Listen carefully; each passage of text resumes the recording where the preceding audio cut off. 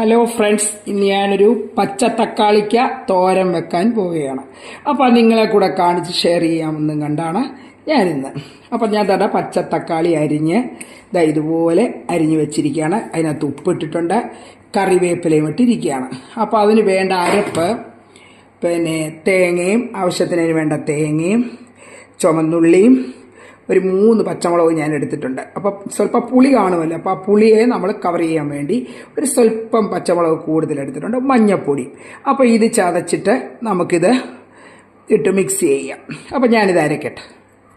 നമ്മളിത് ചതച്ചെടുത്തു, അരക്കേണ്ട, ഒന്ന് ചതച്ചെടുത്താൽ മതി. അപ്പം ഇത് നമ്മൾ ചതച്ചെടുത്തു. ഇനി നമുക്കിത് നന്നായി ഒന്ന് കൈകൊണ്ട് ഞെവടിയെടുക്കാം. അപ്പോൾ കറിവേപ്പിലയൊക്കെ ഉപ്പൊക്കെ ഇട്ടതാണ്. നമുക്കിത് ചീനിച്ചട്ടി വെച്ച് കടുക് വറക്കാം. ഗ്യാസ് കത്തിച്ചിരിക്കുക. അപ്പോൾ നമുക്ക് വെളിച്ചെണ്ണ ഒഴിച്ച് കൊടുക്കാം. അത് മൂത്ത ശേഷം നമുക്ക് കടുകും ചുമന്നുള്ളി എല്ലാം കൂടി ഇട്ട് കൊടുക്കാം. കടുക് വറക്കുന്നത്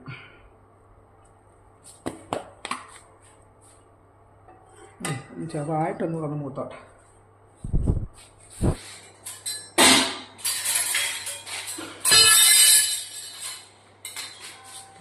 നമുക്കിത് കടുകിട്ട് കൊടുക്കാം. അതിനോടൊപ്പം അത് പൊട്ടി വരുന്നു. നമുക്ക് പൊട്ടുമ്പോഴായിട്ട് നമുക്ക് ചുമന്നുള്ളിയും, പച്ചിലമുളക്, കറിവേപ്പില,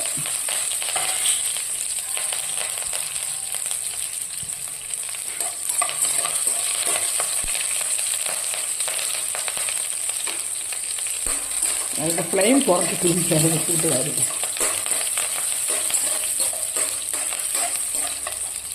അപ്പം നമുക്കതെല്ലാം മൂത്ത് നമുക്കിത് ഇട്ട് കൊടുക്കാം.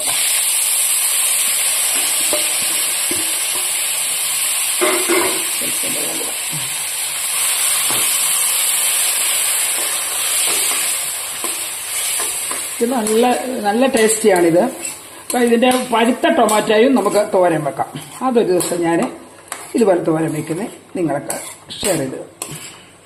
നമുക്കിത് അടച്ച് വെച്ച് ചെറിയ ഫ്ലെയിമിൽ അത് വെന്തെടുത്തിട്ട് എടുക്കട്ടെ. നമ്മുടെ തോരന് റെഡിയായി. പച്ചത്തക്കാളിക്ക തോരൻ റെഡിയായി. എല്ലാവരും കാണണം, എന്നെ സപ്പോർട്ട് ചെയ്യണം, കമൻറ്റ് ചെയ്യണം. അപ്പം ഞാൻ ഇതിൽ വേറൊരു പാത്രത്തിലേക്ക് സെർവ് ചെയ്തിട്ട് ഉച്ചക്കത്തെ ഊണിൻ്റെ കൂടെ എല്ലാവരെയും കാണിക്കാം. അപ്പം താങ്ക് യു.